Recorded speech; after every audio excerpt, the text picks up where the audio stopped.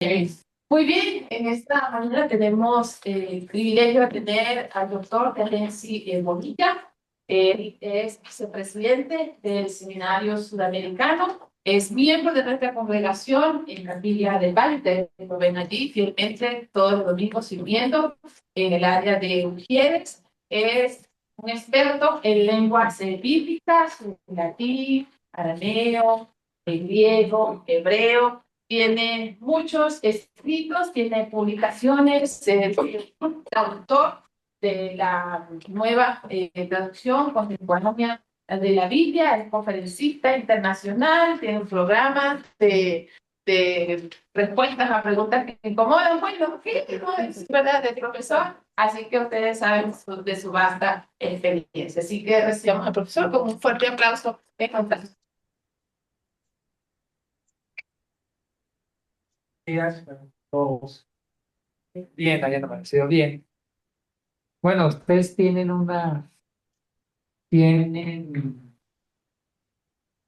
los temas, ¿cierto? ¿Sí sabe que nos toca hoy qué parábola? Los obreros de la viña. Ah, muy bien. Justificación. ¿Cómo? Los obreros de la viña. Justificación. Sí. Los Bueno, obreros de la ¿esto viña. a qué horas?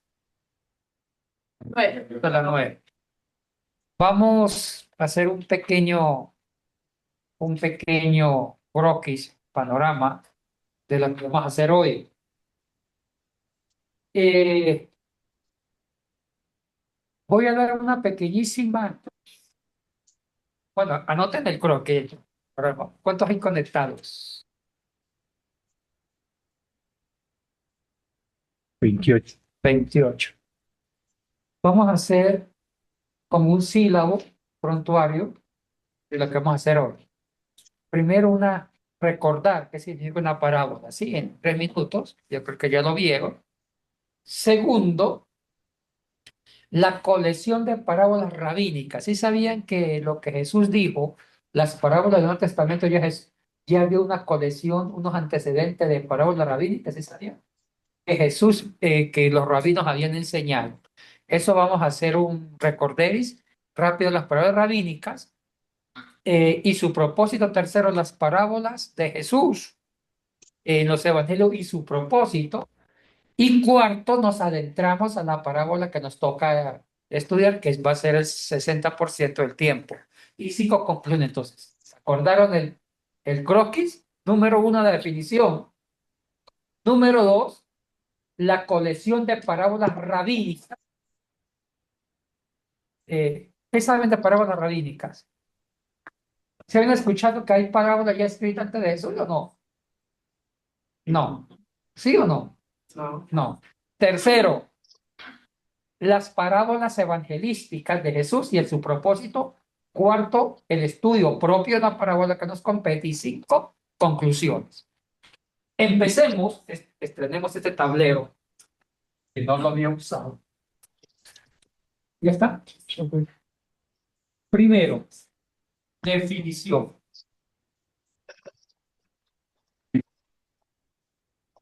Hermano,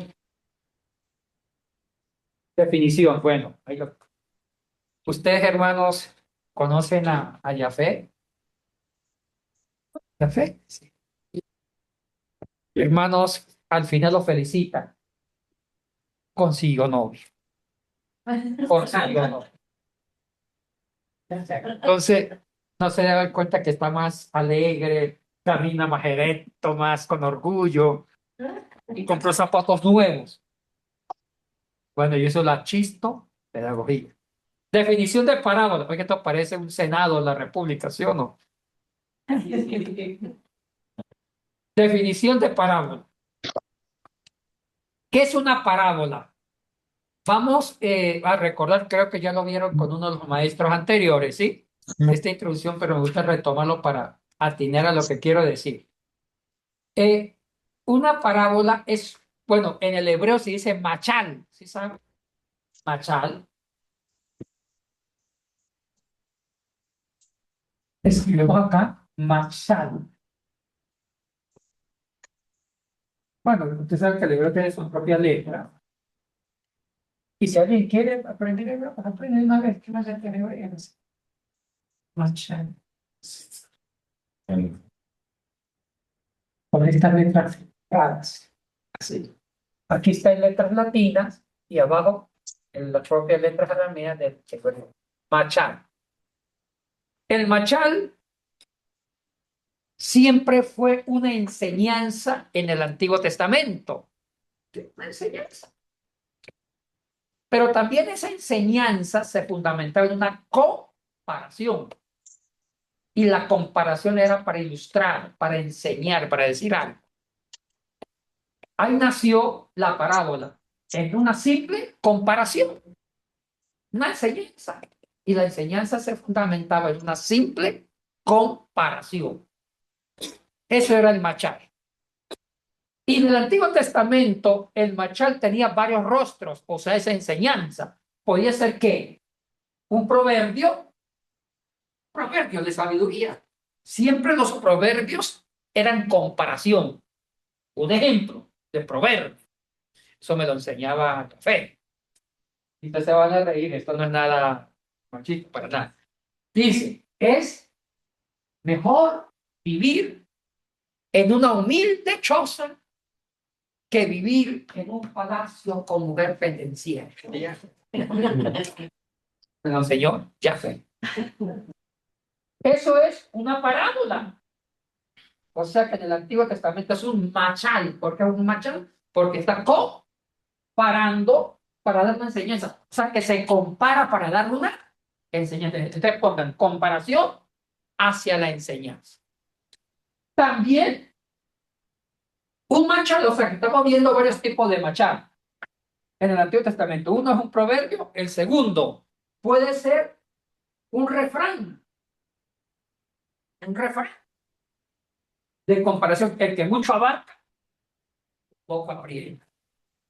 Un refrán. O sea, y ese refrán, comparación enseña.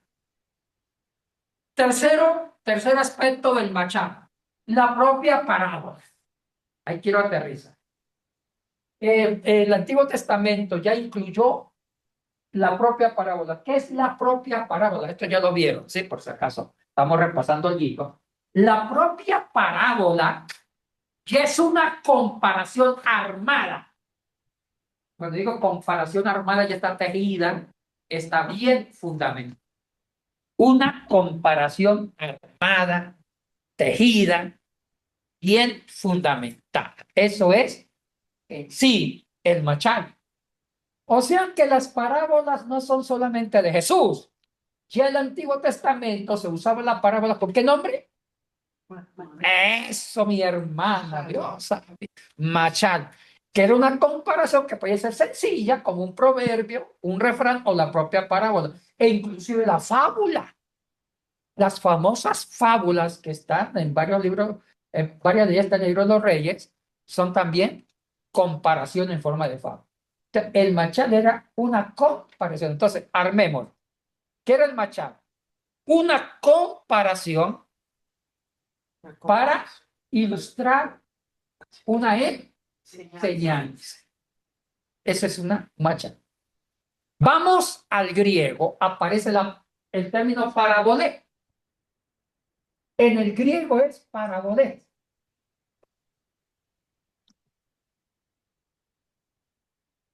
Esto es letras y griegas. Y arriba,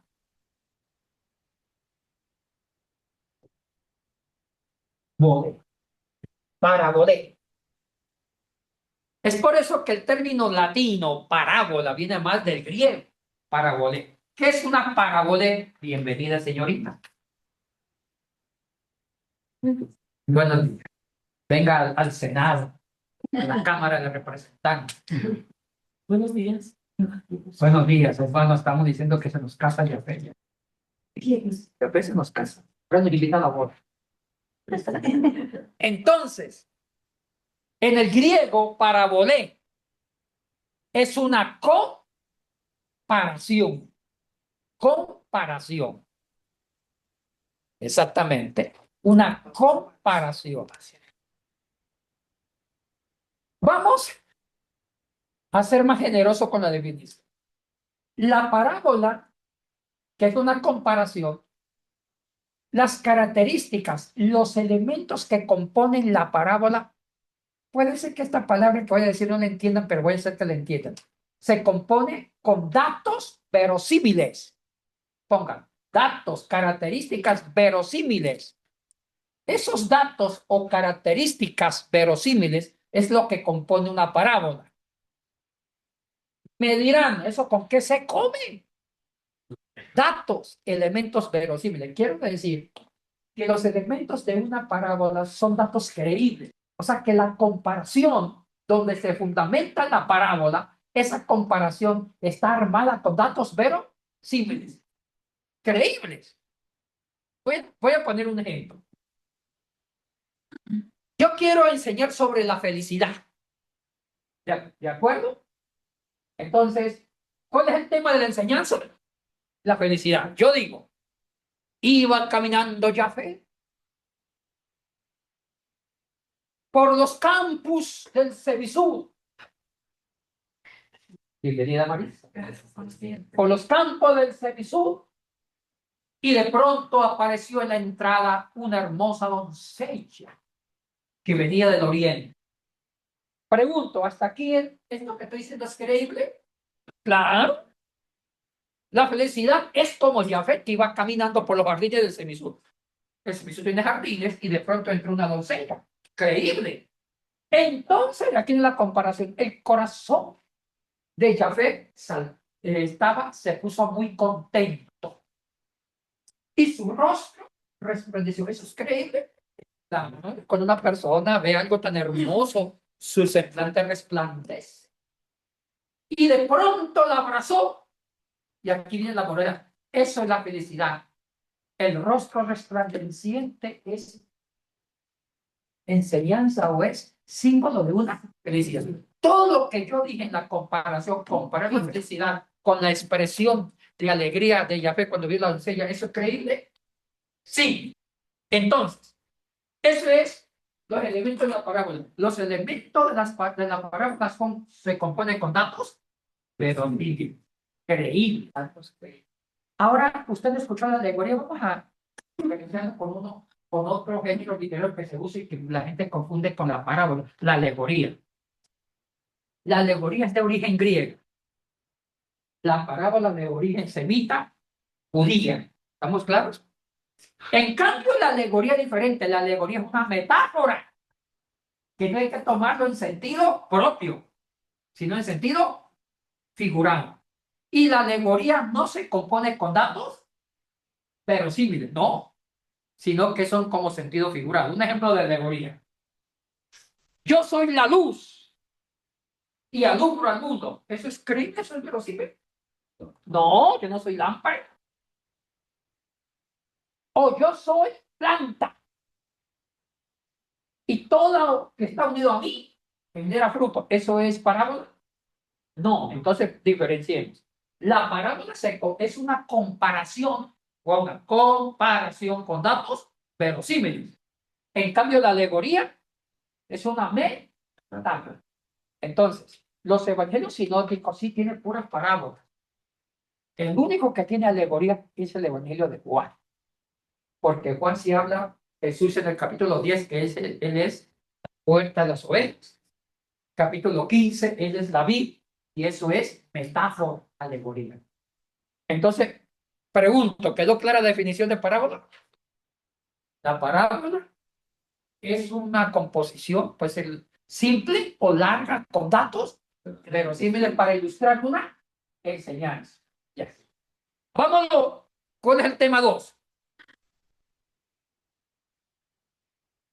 Bórralo. No está como yo, ¿eh? Y tenemos las evangelios.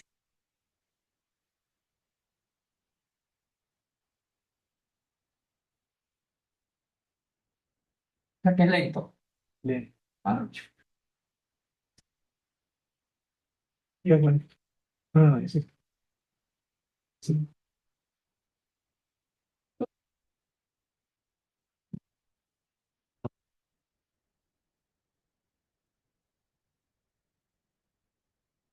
No, mejor dicho, está más.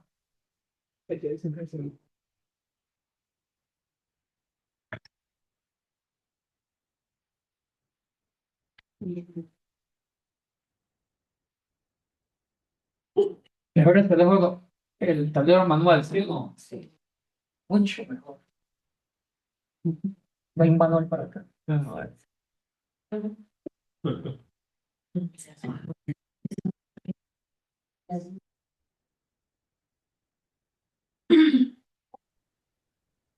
Bueno, dos, coloquen.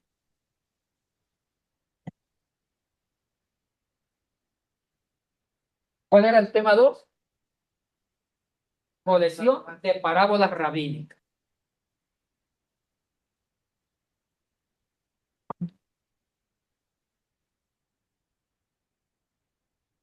Parábolas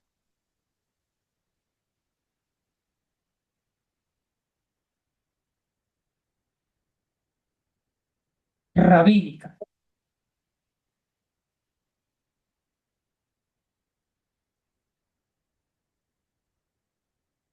Colección de parábolas rabínicas.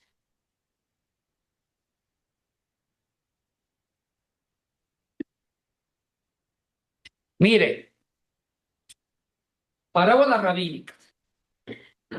En el periodo intertestamentario, que va más o menos del año 400 antes de Cristo hasta el año 40 después de Cristo, o sea, en el medio de los dos testamentos, del último libro del Antiguo y del primer libro del Nuevo, eso se llama periodo intertestamentario. Muchos dicen periodo de silencio, cosa que no lo digan, porque ahí no hubo silencio, ahí hubo mucho testimonio de fe bajo las persecuciones que le hicieron al pueblo judío, bajo los seleucidas y los romanos.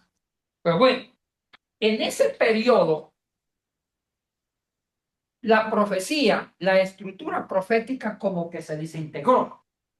La profecía o los profetas como institución desaparecieron, pero la palabra profética se mantuvo. ¿Estamos claros? La palabra profética se mantuvo. La pregunta es, ¿quién reemplazó la institución de los profetas? Escriban esto, los rabinos. Oh, los rabinos.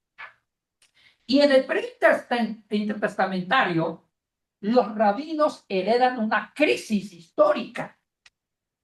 ¿Cuál fue la crisis histórica que heredaron los rabinos? Las grandes instituciones judías estaban en crisis, porque el pueblo judío estaba siendo sometido por potencias extranjeras. La decadencia empezó con la deportación a Babilonia, cuando en el año 587 o 586 antes de Cristo, cuando el pueblo fue llevado a ¿dónde? Babilonia, como pueblo deportado, empezó la crisis de Israel y empezaron a cuestionar si las instituciones judías servían de algo. Porque aún así, con una buena institución judía, con la monarquía, porque la monarquía se destruyó con el cautiverio babilonio. También sufrió un colapso de la estructura sacerdotal y profética y otras instituciones. Entonces, se cuestionaron si toda la estructura de institución judía que representaba a Dios servía, y empezaron a hacer una serie de reformas. La institución sacerdotal sobrevivió, pero la institución profética decayó y fue reemplazada por los maestros. O sea que los maestros rabinos, en el hebreo, mantuvieron la enseñanza profética, pero en cuanto a la palabra profética, pero la estructura de la profecía. ¿Cuál es el punto? El punto es que en las escuelas rabínicas mantuvieron el espíritu de la profecía bajo la enseñanza, o sea, bajo la maestría, bajo la escolástica o la escolar. Entonces, otro punto. ¿Cuál fue la fiebre?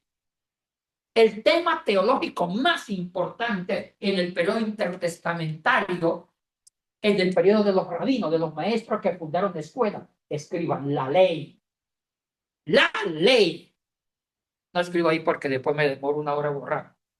La ley. La ley. La ley. ¿Entendieron eso? Entonces, todos los rabinos vieron que la Torá, la ley, era el espíritu de la profecía. Si cumplían con la ley, la profecía era buena en favor del pueblo y en la reconstrucción del pueblo. La ley. Entonces aparecieron muchos escritos rabínicos que enseñaban el estudio y contextualización de quién, de la ley, el estudio y la contextualización de la ley. Eso fue la época rabínica y aparecieron muchos escritos como el Sifra, el Melquita, el Sifra y más tarde el famoso Talmud. ¿No escuchó del Talmud? Sí. El Talmud es la expresión pura de la interpretación, adaptación y contextualización de la ley. Y todo lo que se relacionaba con la ley, inclusive las expresiones judías. Fíjense el Talmud. Después, un judío sabio y un buen biblista, aparte de leer la Biblia, debe leer el Talmud para entender la Biblia. Ustedes saben que el Talmud se compone de dos partes grandes, la Mishnah y la Gemara.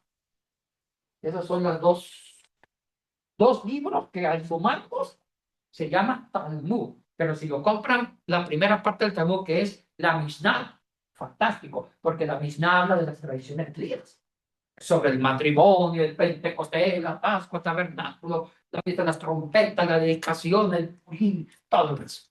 Ahora, la Gemara habla sobre las tradiciones más aplicadas, pero hay un tercer tomo que lo sacaron los judíos conservadores, la Tosefta. La Tosefta, eso fue eliminado.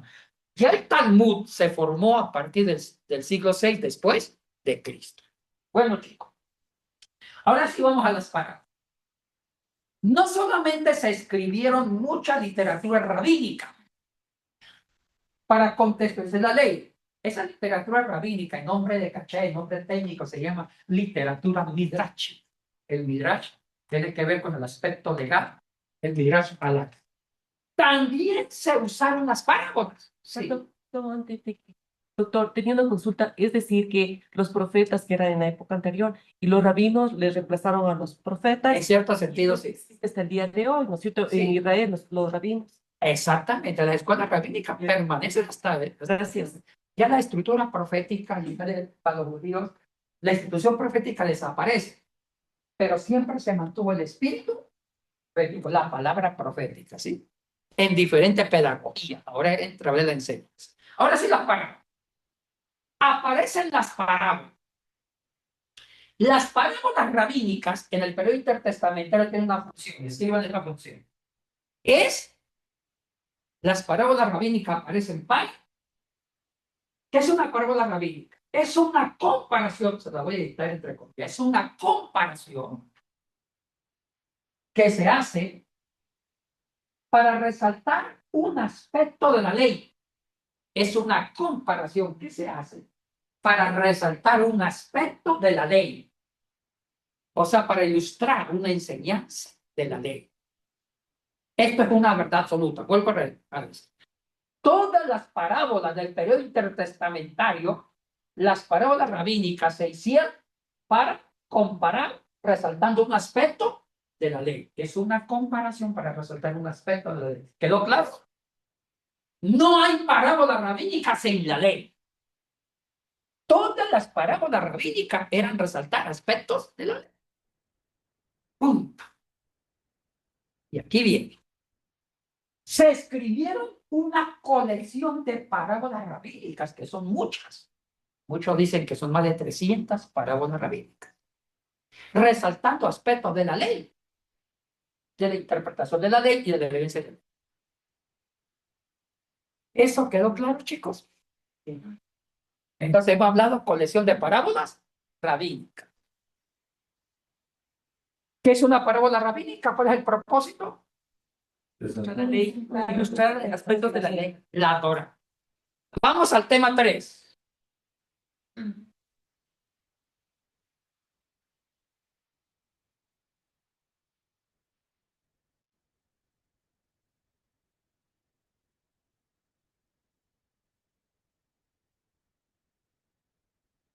Y vamos a ver saqueo para que vuelva. Y saqueo.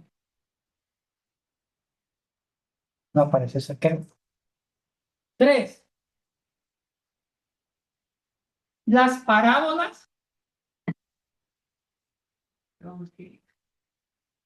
de los evangelios o evangelística.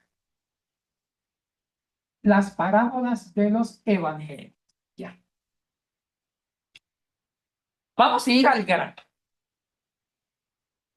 Jesucristo fue maestro, como que viene de las escuelas rabínicas, y como buen maestro va a usar ¿qué cosa? La parábola para enseñar. Ahora, hay una pregunta que me voy a hacer. Si las escuelas rabínicas usaron la parábola para resaltar un aspecto de quién, de la ley, Jesús, ¿qué aspecto de qué quiere resaltar? Escriban, el reino.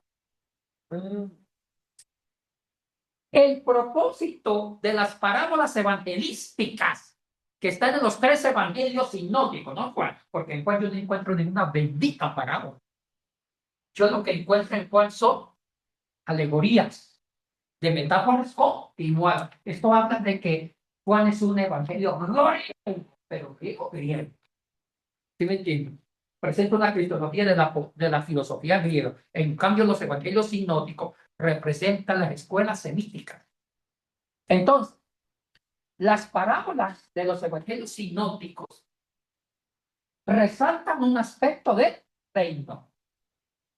Toda la colección de parábolas sinópticas resaltan el reino. Vayamos despacio. La comparación. El propósito de parábolas rabínicas que resalta la ley. Ahora Jesús, El reino. no la ley, sino el reino. ¿Sí saben el reino?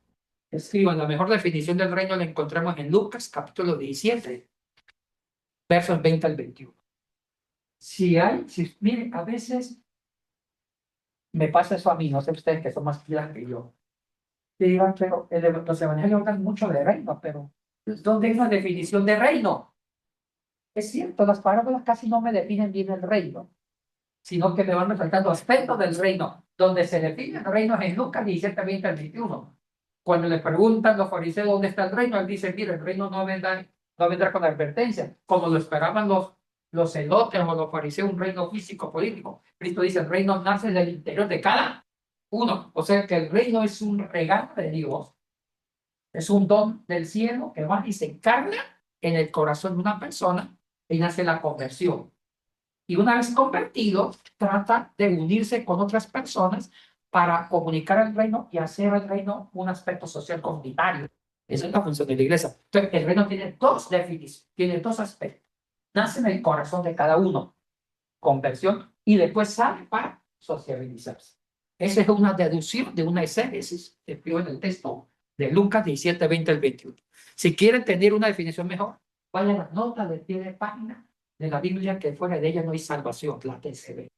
Entonces vayan a Lucas 17, 20 al 21 y encuentran una nota de pie de página como una pequeña cátedra de qué reino. ¿Ya? Ahora bien, entonces, el propósito de las parábolas de Jesús es Reino. el reino. Un gran teólogo biblista, Joaquín Jeremías, escribió un libro de las parábolas de Jesús, y él clasifica las parábolas en 7 clases. Pero las 7 clases de parábolas, escriban eso, son los 7 aspectos del reino. Las 7 clases de parábolas que clasifica Joaquín son los 7 aspectos del reino. Ninguna clasificación de parábolas no apunta al reino, todas apuntan al reino. Hablar de parábolas sin hablar del reino, me comí la parábola. Porque puede hablar de parábolas, lo dice que la parábola por acá, que es un parábola. Pero si no aterriza con el reino, está dañando el propósito de una parábola, que es el reino. Por eso es que Joaquín Jeremías clasifica 7 tipos de parábolas, resaltando 7 aspectos del reino. Cuando se lee todo el libro, se entiende esa verdad. Él habla primero las palabras de la misericordia. Dice que el reino es un acto de misericordia, que todo el reino apunta a la misericordia, de la gran confianza, la fe, que las parábolas apuntan a la fe que es parte del reino. Las parábolas del arrepentimiento. Justo, hay un grupo de parábolas que hablan de arrepentimiento. El reino siempre exige arrepentimiento. hay parábolas que exigen también escatológicas. Llegó la hora. Bueno, él resalta 7 aspectos del reino, Joaquín Jeremías, en el libro de parábolas, y las agrupa en cada aspecto un grupo. En conclusión, entonces, definamos el grupo de parábolas. Todas las parábolas de los evangelios sinópticos de Jesús en los 3 evangelios. Definamos la parábola. ¿Qué quiere demostrar la colección de parábolas que están en los evangelios? Escribo. Las parábolas de Jesús, la colección de parábolas de Jesús en los evangelios sinópticos, en conjunto, la colección de parábolas de Jesús en los evangelios sinópticos es, primero, hablar sobre el origen del reino. Primero, hablar sobre el origen del reino. Segundo, sobre el crecimiento del reino. Y tercero, la consumación del reino. Todas las parábolas de Jesús de los evangelios apuntan a hablar sobre el origen, desarrollo y consumación del reino. ¿Quedó claro? ¿Qué hablan las parábolas de Jesús? ¿Cuál es su meta? El reino. Predicar una bendita parábola en una homilía y no hablar del reino, yo no doy diezmo ese día. Me robaron la homilía. Por eso es que es importante cuando prediquemos de parábolas, aterricemos con el reino, porque ese fue el propósito de las parábolas de Jesús. Reino. Y si le hablan de parábolas y no le hablan de reino, no digo que así reclamos. ¿Entendieron, chicos? Sí. Disculpe que sea tan escolástico y tan duro, porque me gustan los detalles y la perfección de lo que se enseña. ¿Sí me entiendes? La totalidad. Ahora sí, digamos adentrando lo que quiere. ¿Jesucristo inventó todas las parábolas? Dice una pregunta. La respuesta es no. Escriban. El 60% de las parábolas de Jesús son adaptaciones de las parábolas rabínicas. El 60% de las parábolas de Jesús son adaptaciones de las parábolas rabínicas.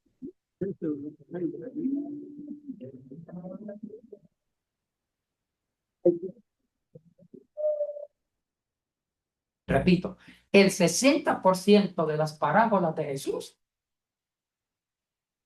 son adaptaciones de las parábolas rabínicas. Solamente un 40% él mismo las inventó para hablar del reino.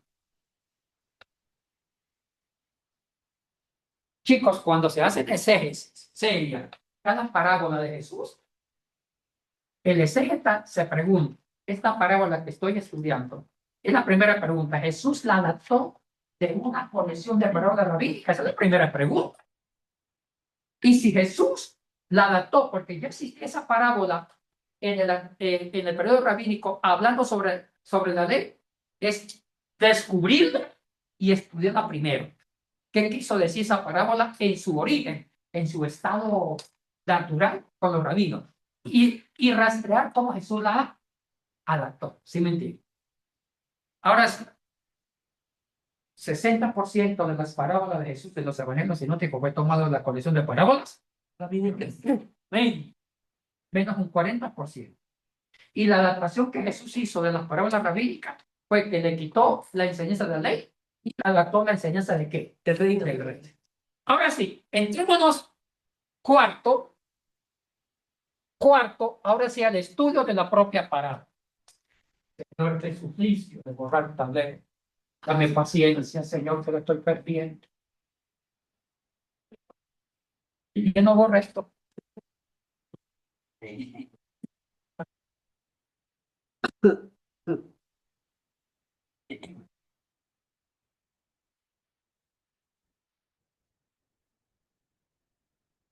Ahora sí.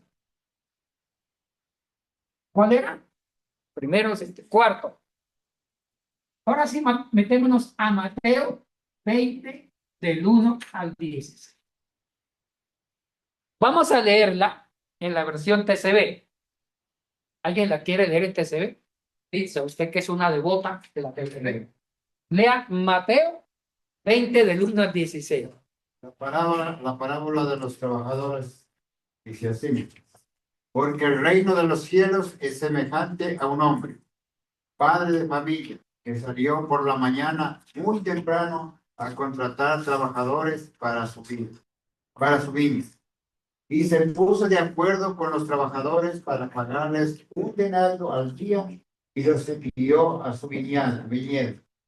Y salió nuevamente a la mitad de la mañana y vio a otros desocupados en la plaza. Y dijo a ellos: ustedes también vayan a trabajar en mi viña y les pagaré lo justo. Y ellos se fueron. El dueño de la viña salió nuevamente al mediodía y a la mitad de la tarde hizo lo mismo. Faltando una hora para terminar el horario laboral, el dueño de la viña encontró a otros desempleados y les dijo: ¿por qué están aquí desocupados todo el día? Le respondieron: porque nadie nos contrató. Entonces les dijo: ustedes también vayan a trabajar en mi viña. Y cuando llegó la noche, el dueño de la viña dijo al mayordomo: llama a los trabajadores y págales, empezando por los últimos que vinieron y luego los primeros. Y cuando llegaron, los que empezaron a trabajar una hora antes que terminase el horario laboral, recibieron cada uno un denario. Y cuando llegaron los primeros, pensaron que recibirían más, pero también recibieron un denario. Cuando lo recibieron, se molestaron y criticaban al dueño de la viña, diciendo: estos últimos trabajaron una sola hora y les pagó lo mismo que a nosotros. Soportamos todo el día de trabajo bajo un calor fuerte. El dueño, respondiendo a uno de ellos, dijo: compañero, no me estoy comportando injustamente contigo.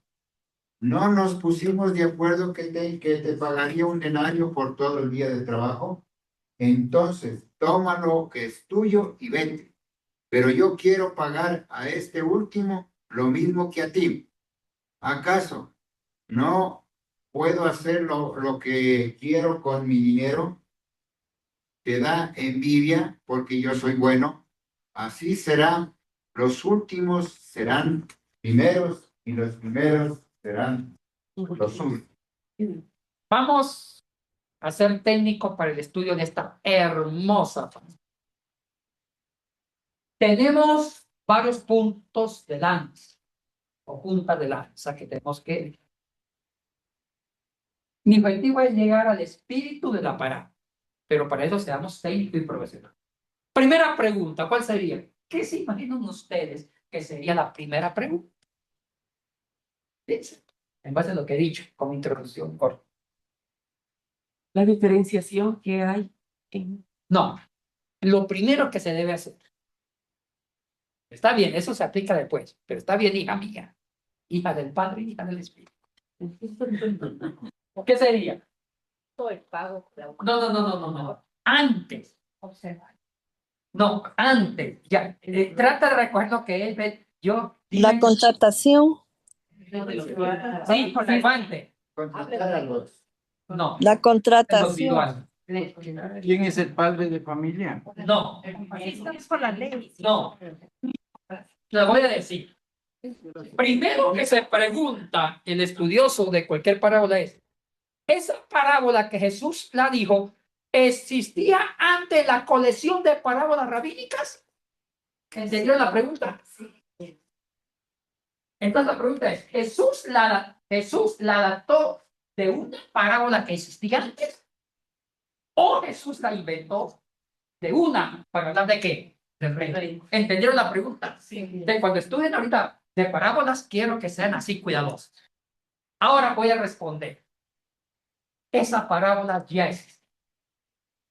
Esa parábola, Jesús la adaptó y la adoptó de una parábola que está en la colección de parábolas rabínicas que quieren hablar sobre la ley. Chicos, traje un librito que estoy dispuesto, se llama Parábolas rabínicas. Yo tengo otro más grande.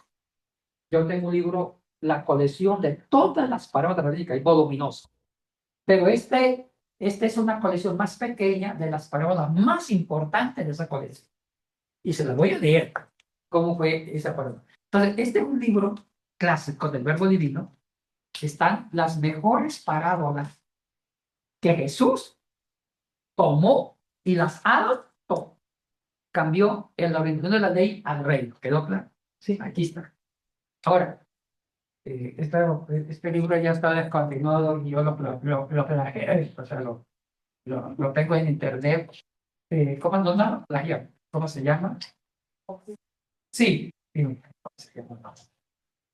Lo escaneé y lo tengo en PDF y pues no lo reparto. Claro que estoy pecando un poquito, pero estoy pecando. Yo en autoría murió, está en el cielo. Pues, entonces yo lo escaneé para darlos a mis estudiantes. Y si alguien quiere, pues le escriban y yo se lo mando en PDF. Amén. Entonces lo mando en PDF, pero me lo escriben a mi WhatsApp. Entonces, personal. Ya se lo doy. Pero es que ya pensé, necesito entrar yo, perdón, necesito descargar, perdón. Ya pensé, necesito la ofrenda de la. Entonces yo le mando esa ofrenda para ustedes. Que eso. Ahora, si hay que pecar por la academia, ¿sí o no? Entonces, si a alguien le interesa el PDF escaneado de esta colección, me lo pide, yo se lo mando personalmente. Amén. Me dice, ya ves, quiero seguir pecando. Vamos a leer. Vamos a leer. Vamos a leer. Miren cómo fue la parábola. En ese se llama parábola fundante. ¿Qué es la parábola fundante? La parábola modelo que existía antes de Jesús y que Jesús la tomó y la adaptó.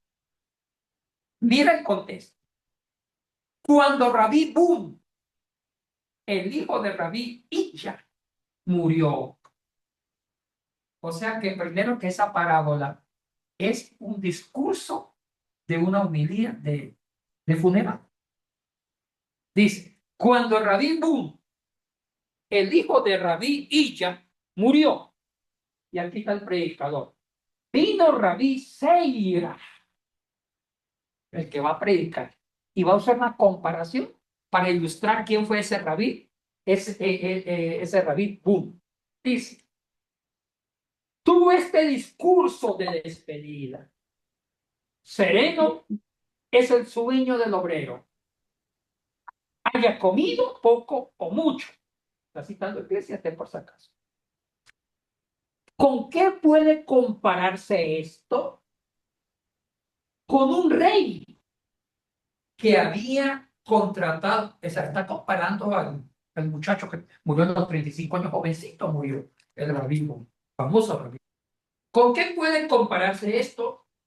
Con un rey que había contratado muchos obreros. Había uno que se esforzó mucho en su trabajo. ¿Qué hizo el rey? Se lo llevó a pasear 100 pasos con él. ¿Sabe qué se esforzó? Cuando llegó la tarde, los obreros fueron a recibir su salario y el rey le pagó también un salario completo a aquel obrero que se había estado paseando. ¿Se imaginan la protesta de los que trabajan todo el día? Los otros se quejaron diciendo, nosotros nos hemos cansado durante todo el día. Nos hemos cansado durante todo el día. Casi el mismo discurso de la palabra de Jesús. Mientras que ese solo se cansó 2 horas. Y él le da un salario completo como a nosotros. Ahora responde el rey.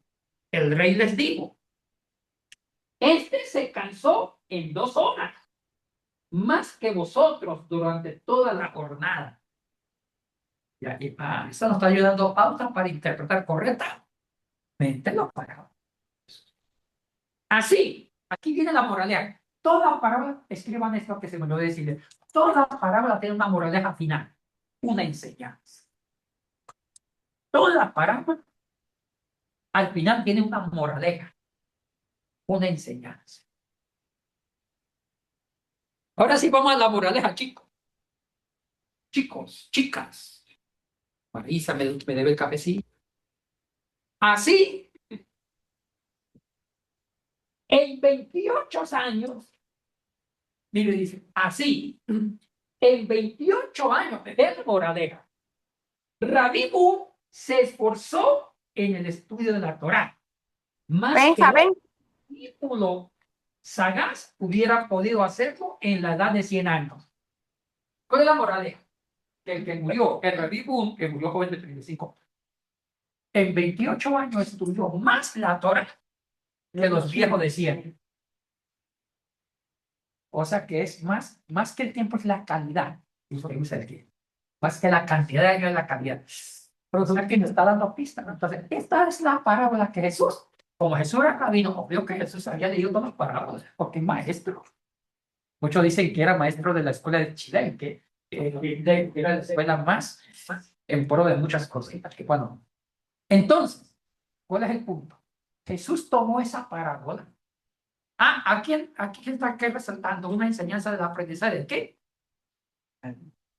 ¿Pero de qué? No, de la ley. Porque leímos una parábola rabínica de la ley. De la ley. Ahora Jesús la tomó. Hizo arreglos. La adaptó. Ahora Jesús va a enseñar sobre el reino. Ahora sí, metamos a la par. ¿Están aprendiendo? No estudien algo, sino hace todo un proceso. Un proceso. Y si es parábola, la primera pregunta. Esa parábola la dijo él, esa parábola de Jesús, él mismo la inventó solito o la adaptó de una colección de parábolas rabínicas. Y en este caso de esta parábola, la adaptó. Y se la acabo de leer. Ahora sí, vamos al estudio de la parábola. ¿Ya? Ya tienen un elemento. Entonces, ¿cuál es la moraleja de esta parábola? La moraleja, lo vuelvo a leer. Así que en 28 años, eso lo está diciendo Rabí Seira, el predicador. Así que 28 años Rabí Hud se esforzó en el estudio de la Torah. Todas las parábolas rabínicas apuntan a la Torah. Se esforzó en el estudio de la Torah, más que otros discípulos sagaz hubieran podido hacerlo hasta la edad de 100 años. ¿Hasta qué? Hasta la edad de 100 años. Ahora sí, empecé. Escriban la moraleja de la parábola que acabo de leer. Se llama la moraleja de la parábola fundante. Resaltar la calidad de tiempo para el estudio de la Torah. Esa es la moraleja. Resaltar la calidad del tiempo para el estudio de la ley, de la Torah.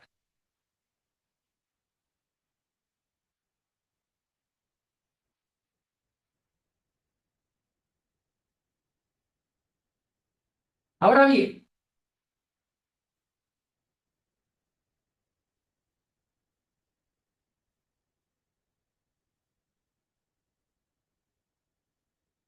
recordemos la parábola de Jesús.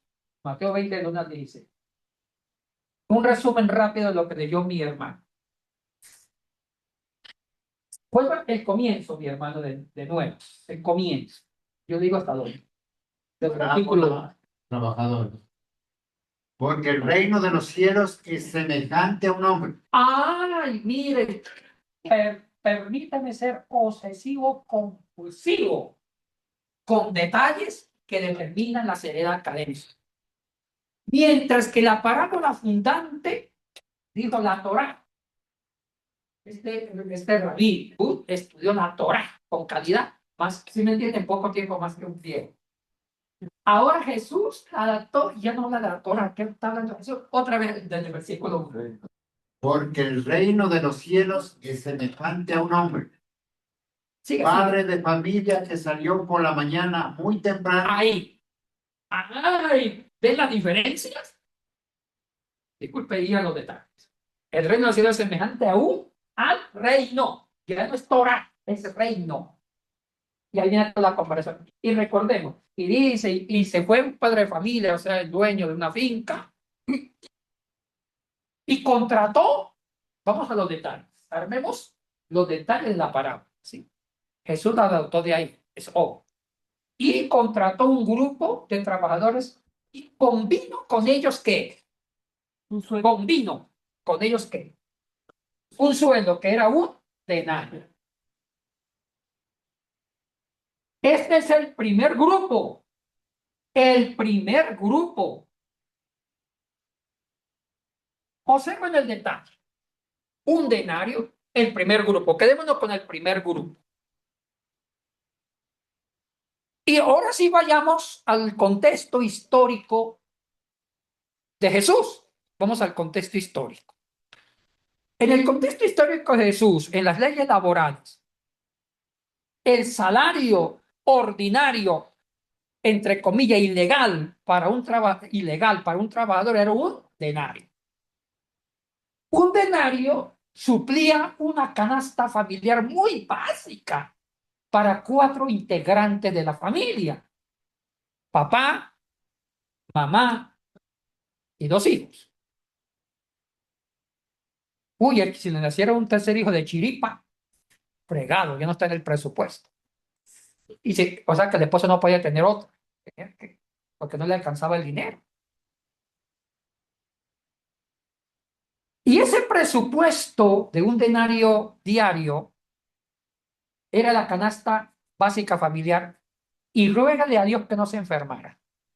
Porque si se enfermaba alguien con dolor de estómago, no podían ir al médico o comprar algo de medicina. O sea, era un denario para sobrevivir al día. Y eso era lo que llamaban justo.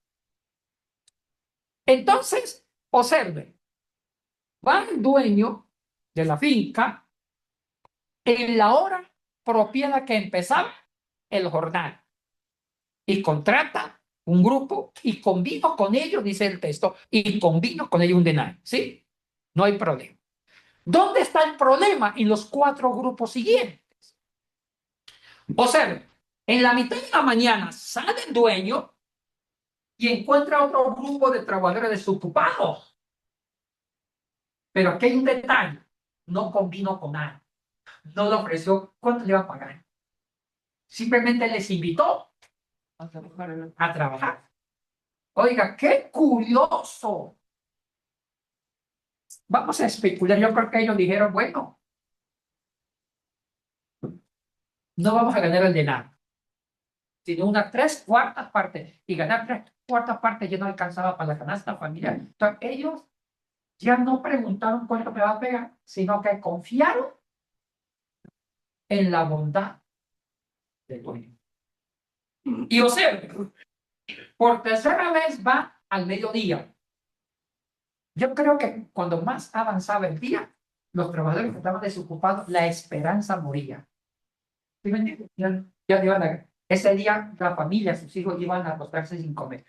Al mediodía también los invita, pero no conviene con nada.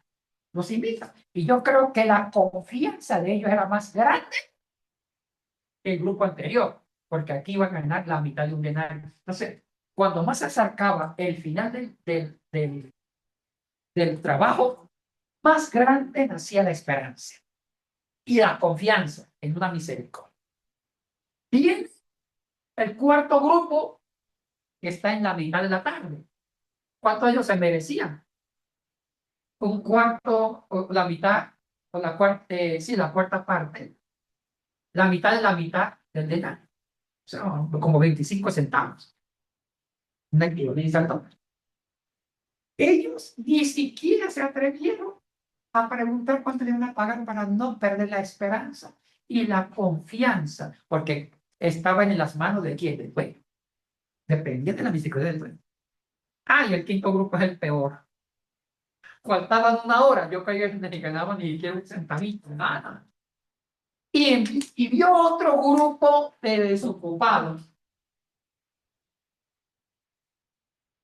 Y dijeron, bueno, el dueño los invitó y yo creo que ellos dijeron, bueno, nosotros no vamos a ganar nada. ¿Pueden cerrar la puerta, por favor? No van a ganar nada. O no vamos a ganar ni un centavo. Pero se fueron a trabajar. Sabían que trabajaban una hora a cambio de nada. Dígame si la esperanza de ellos y la confianza en la misericordia del dueño no era más grande. Sí. Los que trabajaron todo el día tenían asegurado y no había esperanza. Ya su futuro estaba asegurado y no había confianza. Ellos descansaban en su trabajo. Trabajé todo el día para el denario. O sea que ellos van a confiar en su trabajo y en el concepto de ley. Se ganaba un denario. ¡Ay! Pero el grupo que fue invitado faltando una hora no confiaban en todo el jornal. Ahora confiaban en la misericordia del dueño. Y la esperanza crecía más y palpitaba con fuerza, porque no iban a comer. Ya ellos habían perdido el derecho a comer junto con sus hijos. Y cuando no tenían nada, confiaban más en el dueño. Y no cuestionaron ni preguntaron, sino que se entregaron a la voluntad del dueño y trabajaron la obra. Entonces, 4 grupos. El grupo número 2 al 5 no hay acuerdos monetarios.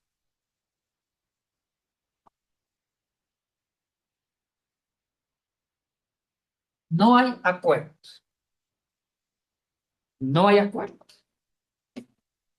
Sino una gran confianza en la generosidad o no generosidad de quién. Del dueño. Oiga, si lo aplicamos a la vida nuestra. Cuando uno está seguro de algo, ya tiene todo asegurado y no se aburre. Porque no hay adrenalina de la confianza y de la esperanza. ¿Sí me entienden? Tener seguridad en un salario, en un futuro, y se va a trabajar, uno sabe que el futuro también le sonríe. Y hay un momento que eso es bonito, pero también aburre. Pero también hemos vivido la otra cara de la moneda. Hay momentos que no tenemos nada asegurado en el mañana. Preocupa, estresa, pero también va surgiendo un granito de esperanza. Algo pasará. Si somos cristianos, decimos, vamos a entregarnos y abandonarnos en la fe y que Dios me sorprenda en algo. Que uno viene al culto con más ganas, esperando que en ese culto suceda que te cambie para el día lunes. ¿Sí me entiendes? Yo creo que eso pasa. La psicología humana, ¿cuántas veces me ha pasado? El futuro es un interrogante. ¿Qué haré? Y aquí van haciendo la esperanza en la confianza del dueño que es Dios. Yo creo que esos trabajadores vivieron lo mismo. Entonces ya describimos la realidad. Ahora, vamos a ver varios aspectos. Todavía no nos apresuremos a buscar el primer sentido. Tenemos que ir acorde con la parábola fundante.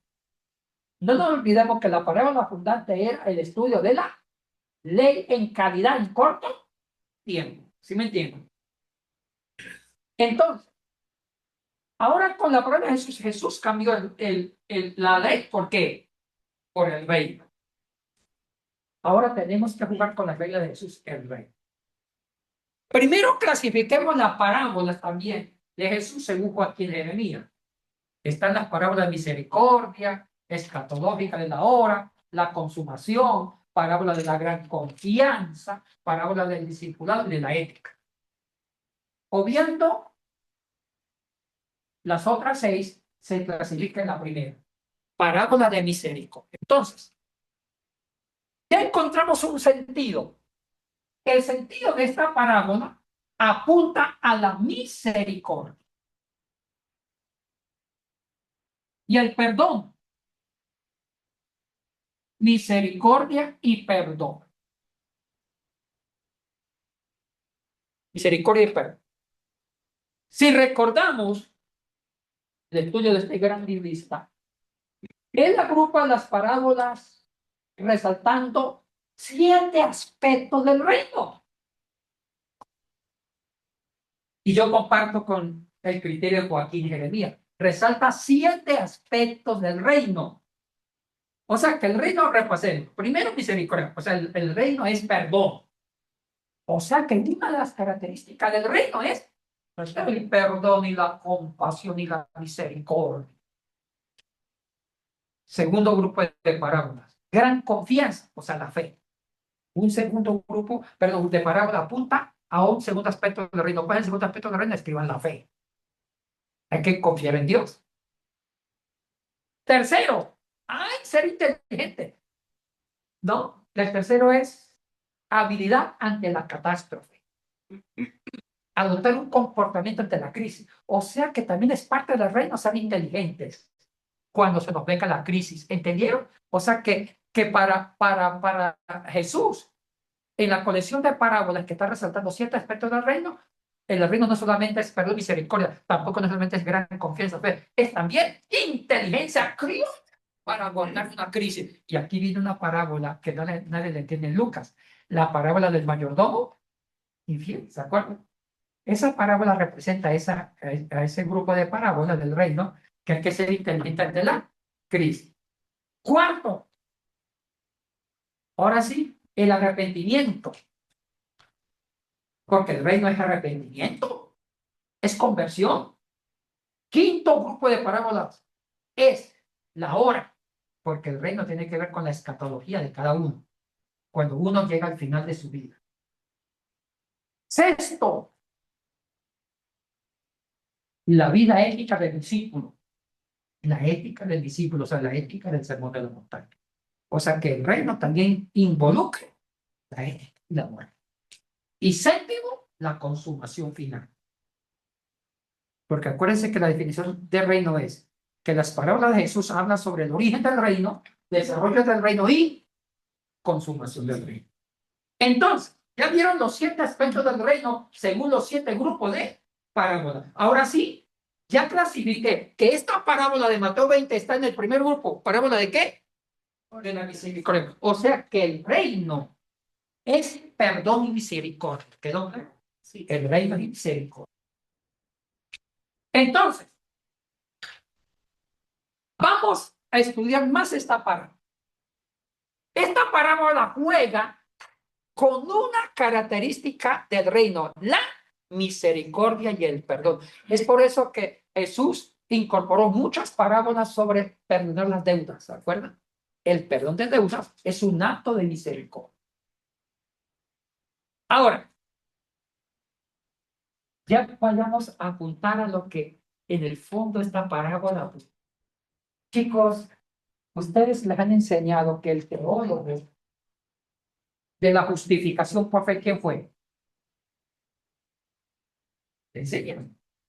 Pablo. Y aquí van a descubrir que no fue Pablo, fue Jesucristo. Porque esta parábola está apuntando a una gran enseñanza. ¿Cuál es la enseñanza? Ya lleguemos a la enseñanza y después vamos al aspecto. ¿Cuál es la enseñanza de la parábola? ¿Cuál es la enseñanza? Que la salvación es un acto de misericordia divina. No por obras legales. La salvación es un acto de misericordia divina. Esa es en sí la enseñanza de la parábola. La salvación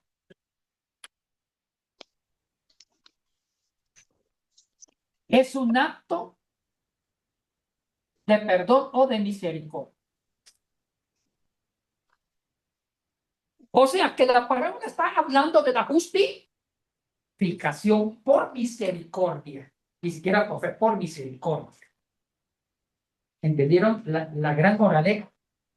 O sea, ¿qué es el reino para Jesús? El reino es el tiempo donde seremos justificados por un acto de misericordia. Ese es el clima de la parábola. ¿Quedó claro?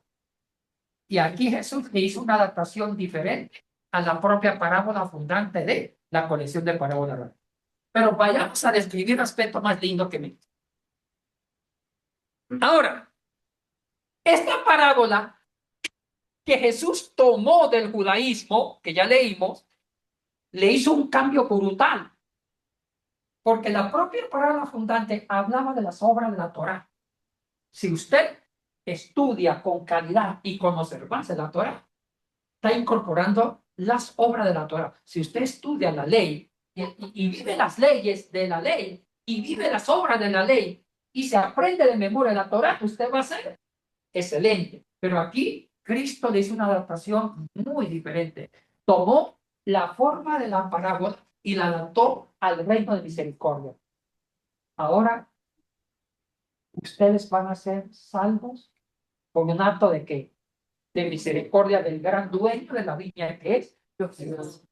Sigamos varios aspectos de la parábola. Tiene varias enseñanzas. Pensemos dentro de la pedagogía de la parábola y lo adoptemos en nuestras vidas personales. Me gusta esta parte.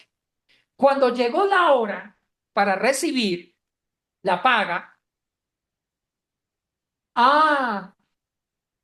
el primer grupo estaba confiado del denario, pero pasó algo increíble en esa labranza, en esa finca. Llamó a los últimos y seamos pícaros, observadores y pongámosle nuestra propia sospecha dentro del relato. Pongamos la imaginación. Me imagino que los primeros estaban observando cuánto iban a ganar. Unos cosas estaban seguros los primeros, no iban a ganar el denario. ¡Sorpresa! Les dio un denario.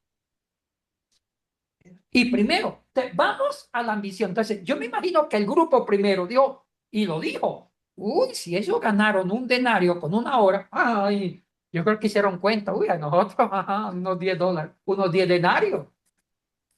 Se ilusionaron. Llega el cuarto grupo, lo mismo, un denario. Llega el tercer grupo, un denario. Pero cuando llegan los primeros, ellos tenían la esperanza de recibir más cuando reciben lo mismo. No les gustó. Cuidado. Esta dinámica de la parábola, vayamos un plus de la parábola. Jesús está haciendo una crítica tremendo a los judíos, escriban. La parábola también habla. Uy, se borró todo.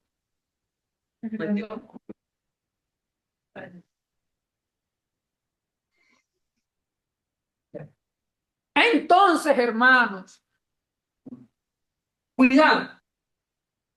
La nueva teología de Jesucristo, que la salvación ya no es por obras ni por cumplimiento de la Torah. Entonces, ahorita, ¿cuál es el fundamento? Entonces, Jesucristo está haciendo una crítica. ¿A quién? Al judaísmo. Al proponer la teoría de la salvación por un acto de misericordia, al mismo tiempo le está elaborando una crítica ¿a quién? Una crítica al judaísmo. ¿Por qué? Porque el judaísmo antiguo ortodoxo fundamentaba la salvación por el cumplimiento de las obras de la Torah. Entonces, vayamos a la crítica fina. Para la parábola, ¿quién representa a los que trabajaron por ley toda la hora? El primer grupo representa ¿a quién? A los judíos. Aquí, primer grupo, a los judíos.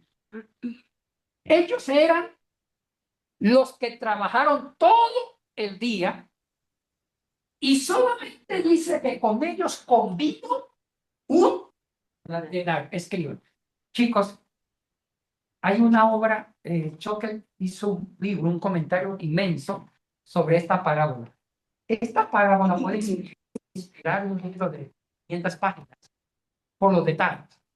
Ahora, ¿qué significa que con el primer grupo convino un denario? Escriban. Significa toda la historia de la salvación veterotestamental.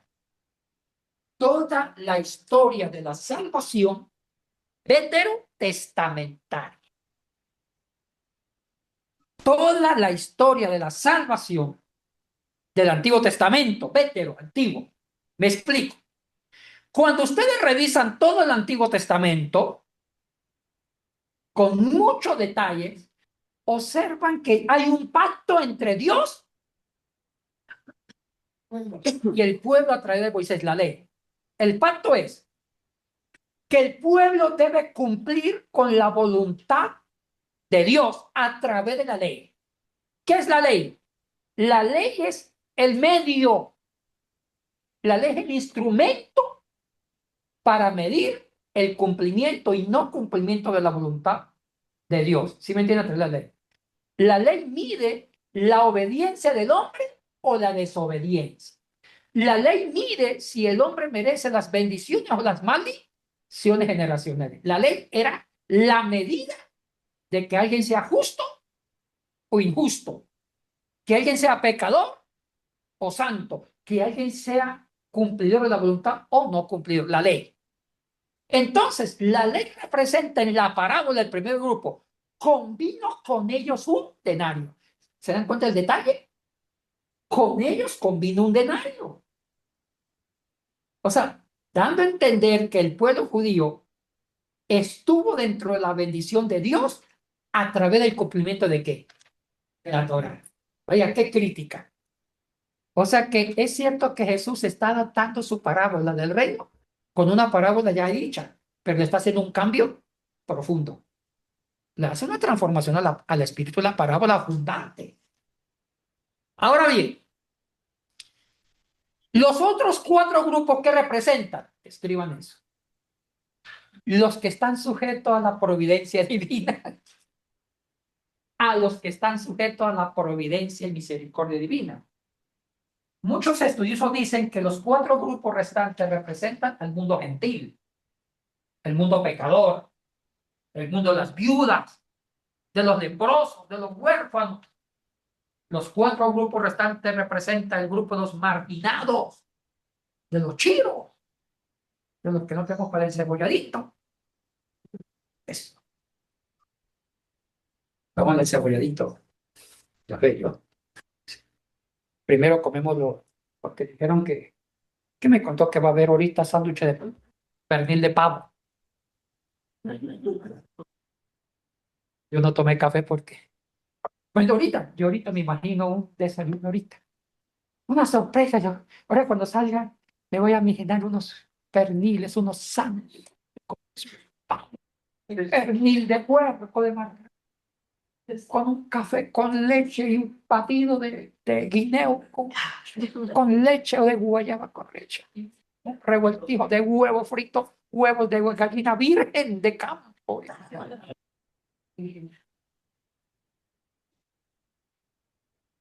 Entonces, chicos, los 4 grupos representan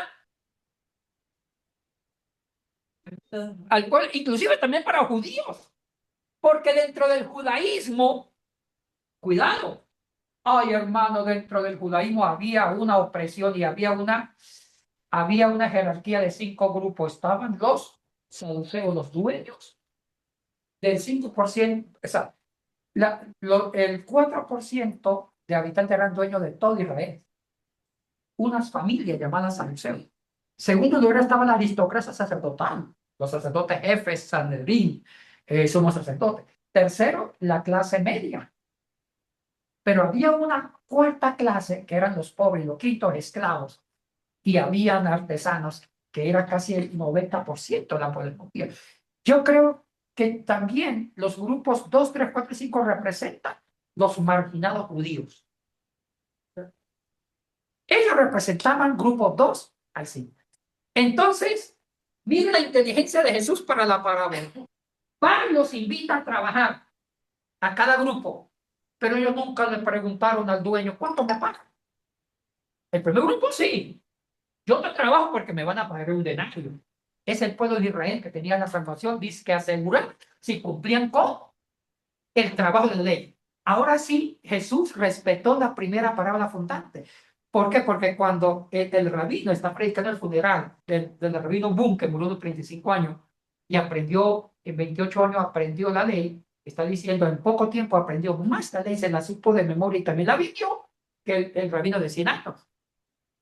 Entonces, aquí Jesús toma, o sea, Jesús no anuló por completo el espíritu de la parábola flotante, porque está diciendo, ellos sí cumplieron con la ley. El primer grupo, con vino, con un denario. Pero ¿qué pasó con nosotros? ¿Qué pasó con nosotros? Ahí también Pablo habla de la misma línea en Romanos, cuando habla, creo que en el capítulo 10 de Romanos, cuando habla que el pueblo judío era el tronco y los gentiles eran como una ramita de injerto, ¿sí me entiendes? Que ya como el propia mata desobedeció, entonces Dios injertó una ramita que era el pueblo gentil para que se beneficiara del tronco. Interesante esa alegoría. Ahora bien, vamos siguiendo. Ellos reciben el denario por misericordia, mas no por la ley. Y aquí viene el diálogo que también se repite con el hijo pródigo. Le dice, le dice, le dice Jesucristo, perdón, le dice el dueño. Ah, no, el primer grupo se enoja y reclama sus derechos. ¿Cómo se le ocurre pagar el mismo denario que nosotros nos lo ganamos por ley? Porque cumplimos con la ley y usted regala los denarios a personas que no cumplieron con la ley. ¿Y sabe qué le contestó? Busque y dígale la respuesta. Quiero que ustedes lean la respuesta del dueño de la viña. Lean la Biblia. Ya, sí, sigan leyendo. Son varias palabras. Está muy bien. Digo. Allá. Se le acabó el papel. Leo desde el 10. Ya, lean. Y cuando llegaron los primeros pensaron que recibirían más, pero también recibieron un denario. Cuando lo recibieron, se molestaron y criticaban al dueño de la viña diciendo, estos últimos trabajaron una sola hora y les pagó lo mismo que a nosotros, que soportamos el día de trabajo bajo calor fuerte. El dueño respondiendo a uno de ellos dijo, compañero, no me estoy comportando injustamente contigo. No nos pusimos de acuerdo que te pagaría un denario por todo el día de trabajo. Entonces, toma lo que es tuyo y vete. Pero yo quiero pagar a este último lo mismo que a ti. ¿Acaso no puedo hacer lo que quiero con mi dinero? ¿Te da envidia porque yo soy bueno? Ah, te da envidia porque yo soy bueno. Los últimos serán los primeros y los primeros serán los últimos. Ahí. Entonces, dos aspectos. Resaltan dos aspectos. Primero, ¿acaso yo no puedo regalar de lo mío? Primero, la generosidad del reino. Entonces, la misericordia por los que no habían trabajado todo el tiempo es que Dios es generoso con los recursos del reino para los que no podían cumplir con la ley. ¿Sí me entiende? O sea que la salvación es un acto de género. Sí. Quedémonos ahí. Primero, generosidad. Pero después viene una segunda parte que me encanta. Déjame ser bueno. Oigan, déjame ser bueno. Esa parte me encanta. Déjame ser bueno. Y me quedo ahí.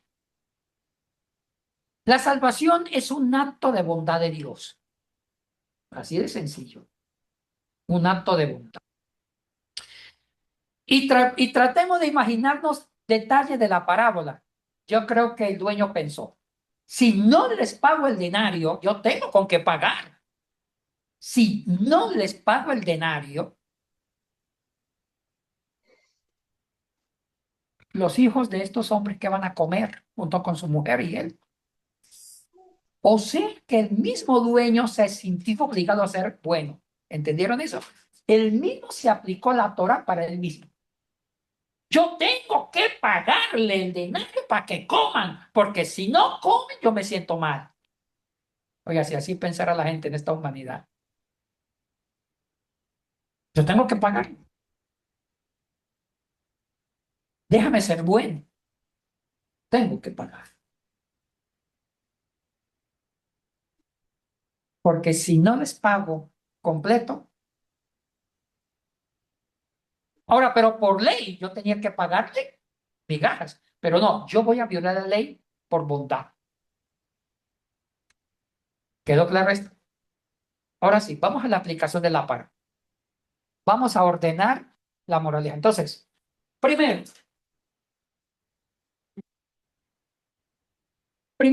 voy a aplicar la parábola borrando el tablero. Hay que tener paciencia.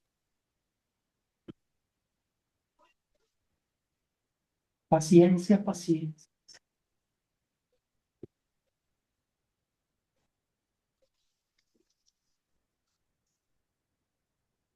No es esa la pasa aquí, regula el tablero.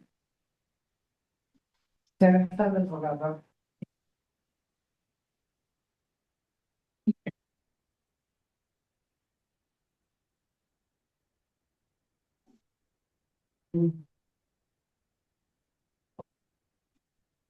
Sí, claro.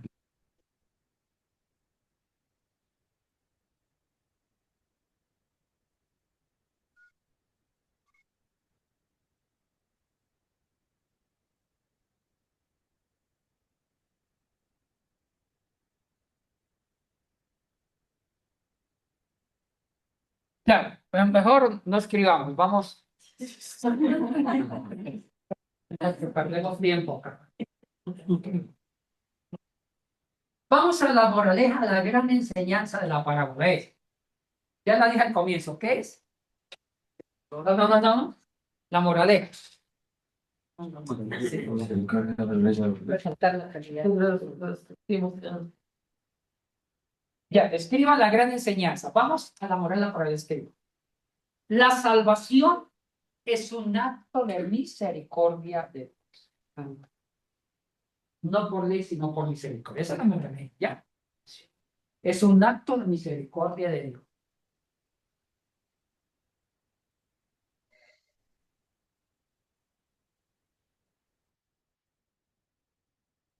La salvación es un acto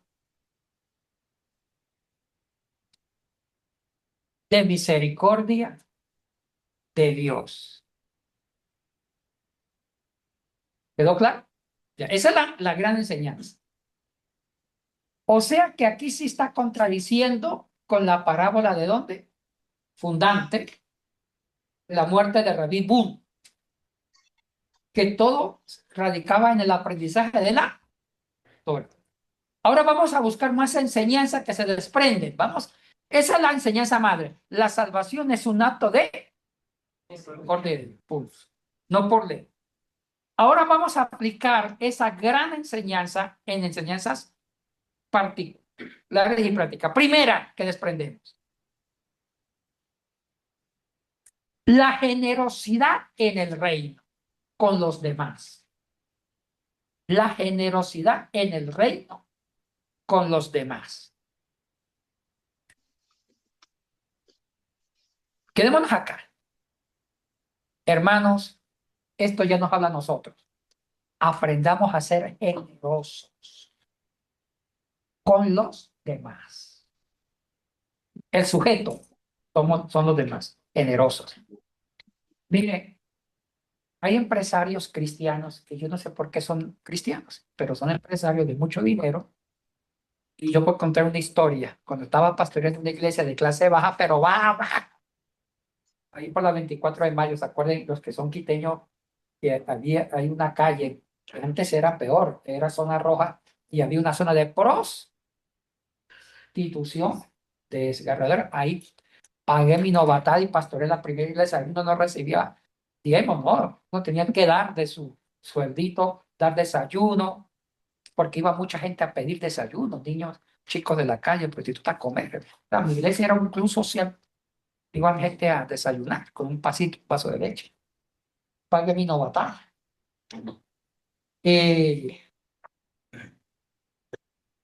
Esa iglesia la construyó un rico panadero, que no digo el nombre de la cadena de panadería que tiene, o que tenía, no sé.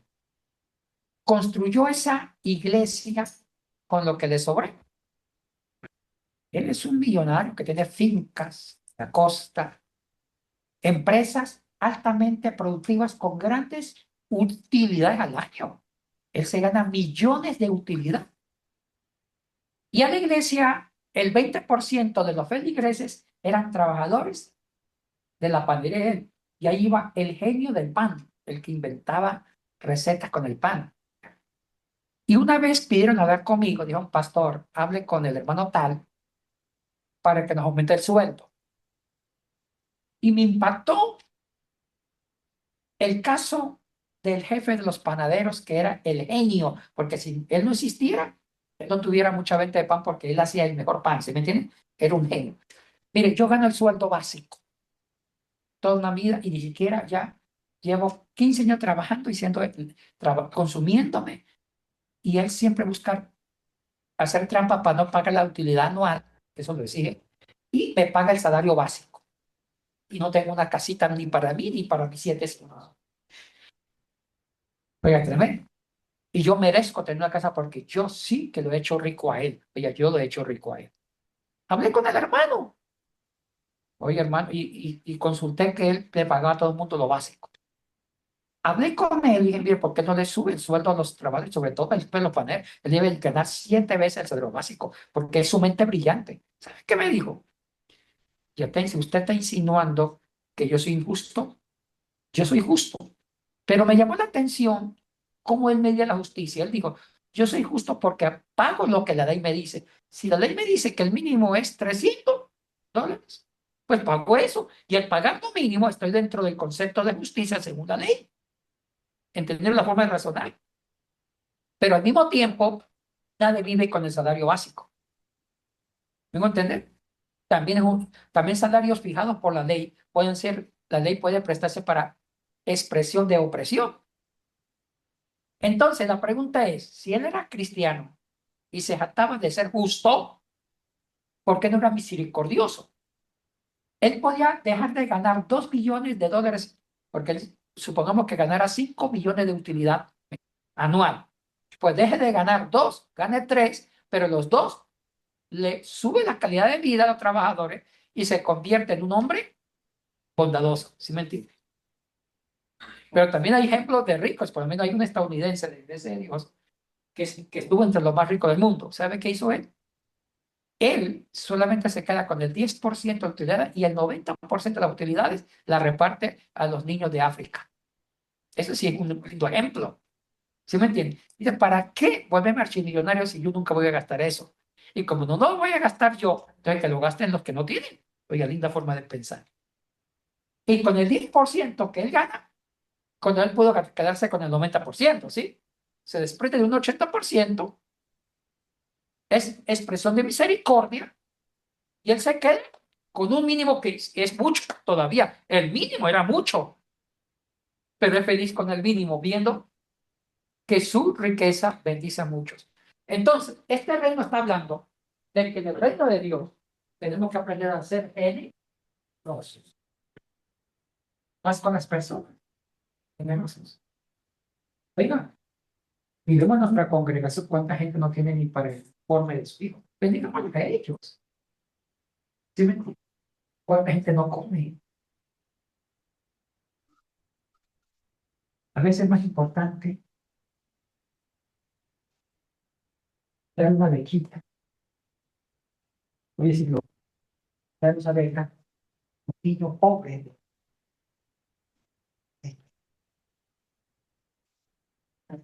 No lo ves para adelante. Misma pregunta. Esta parábola tiene mucho que ver con la gracia. Sí, ya vamos para allá. A veces podemos gastar mucho esfuerzo, pero si Dios no está metido ahí, recién. En cambio, el propio templo, niños de la calle, una mujer que mudó, no tienen para el uniforme. Gasté mucho por ahí. Gasté por ahí. Pero a veces la gente le encanta gastar en lo que no ven, cuando Dios no necesita todo. Pero Dios se va a complacer más que yo adorne la vida de una persona. Esa es la forma mucho más importante. Aprendamos a ser generosos con nuestros hermanos. ¿Se me entiende?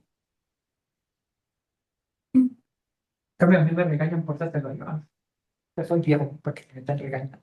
Yo sé lo que digo. Hermanos, aprendamos a compartir con la gente que no tiene. A llevar por lo menos a Yahvé desayuno.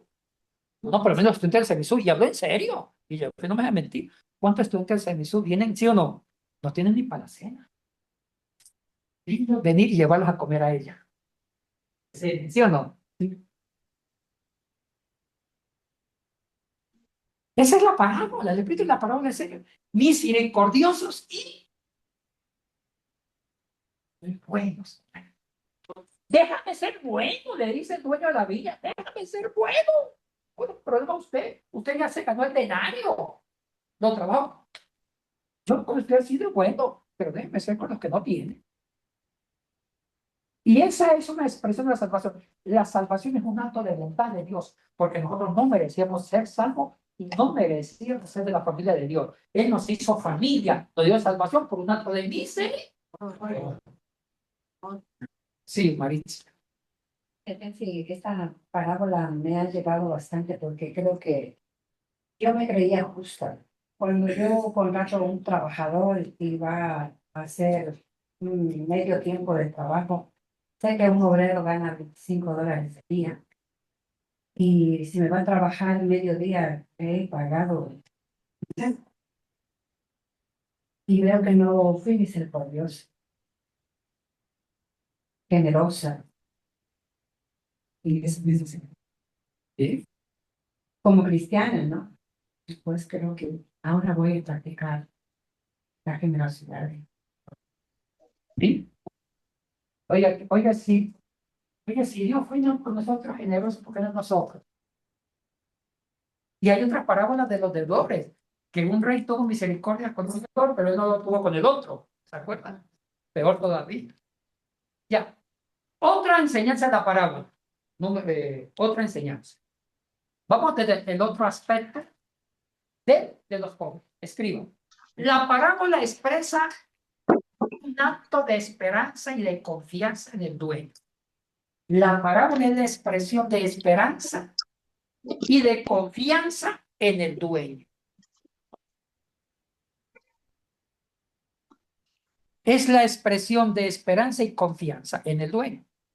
Las personas que estaban esperando que alguien las empleara, yo me refiero a los 4 grupos restantes, y cuando más se acercaba la hora, la esperanza crecía. Imagínense los que faltaban una hora para culminarse la jornada. Oiga, ellos ya estaban, ya, metámonos en los zapatos de ellos. La pregunta es, ¿por qué seguían esperando faltando una hora? Vamos al detalle. Faltaba una hora para cumplirse la jornada. Si yo fuera, no me fuera a la casa. Porque si no me contrataron ni en la mañana ni en el mediodía, peor faltando, no, yo me voy. Pero se quedaron ahí. ¿Por qué se quedaron ahí? Porque tenían un grano de esperanza y de confianza que en esa hora algo podía pasar. ¿Entienden la confianza? Me quedo aquí porque es que yo no puedo aceptar que mi familia se encuentre sin comer hoy. Yo tengo que quedarme aquí porque una hora pueden pasar cosas y en una hora puede aparecer el rostro del amor y la misericordia, el rostro de la salvación, de la generosidad, la esperanza, escriba, la esperanza que genera confianza. Ponga esa última enseñanza. La esperanza que genera confianza.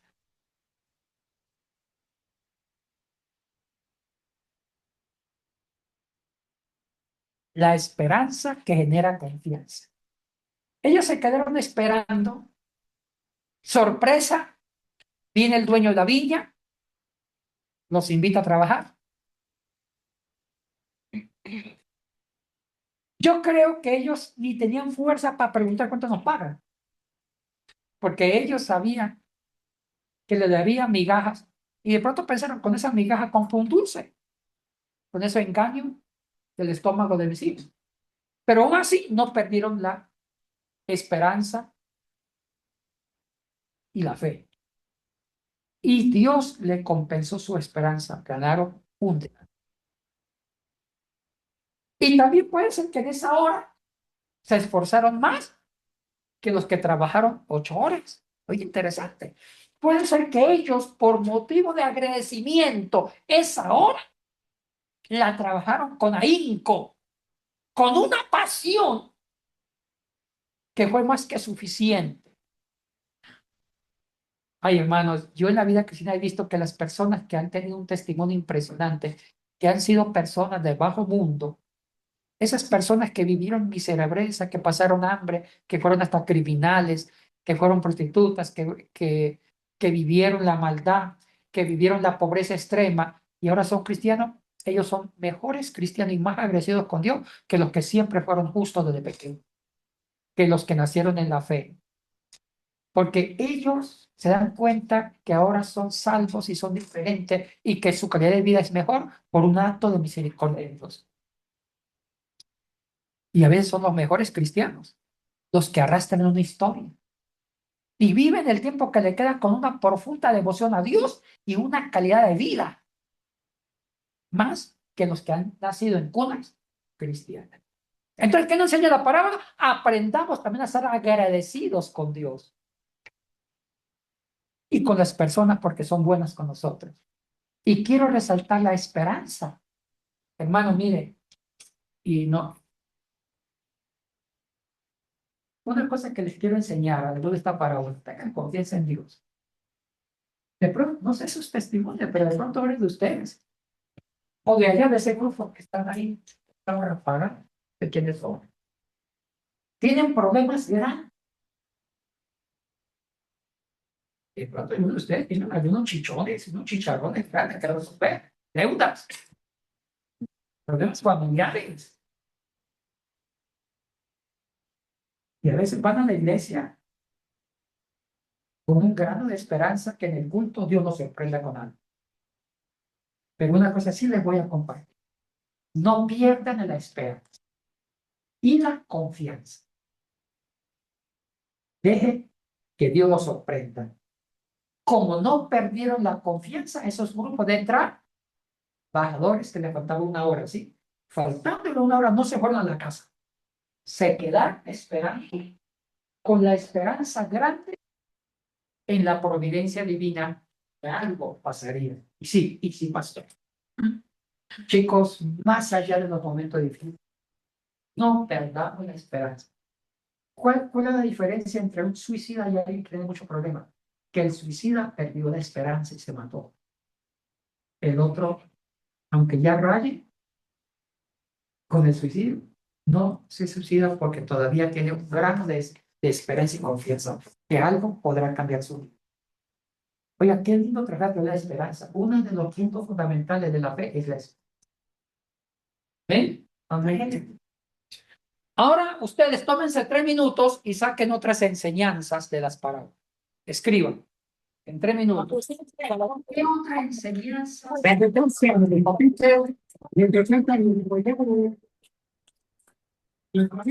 La bondad de Dios también no tiene privilegio. ¿Ya? Que la bondad de Dios No tiene privilegio. no tiene privilegio. Explíquese mejor esto, hija. O sea que para él, en este caso de la parábola, los que llegaron primero y con los que llegaron al último, para él tienen la misma medida, porque los dos fueron a hacer lo que él les había pedido. Pero los unos, aunque hayan ido antes y se sentían con derecho a exigir, no estaban en las condiciones de exigir más de lo que ya ellos merecían.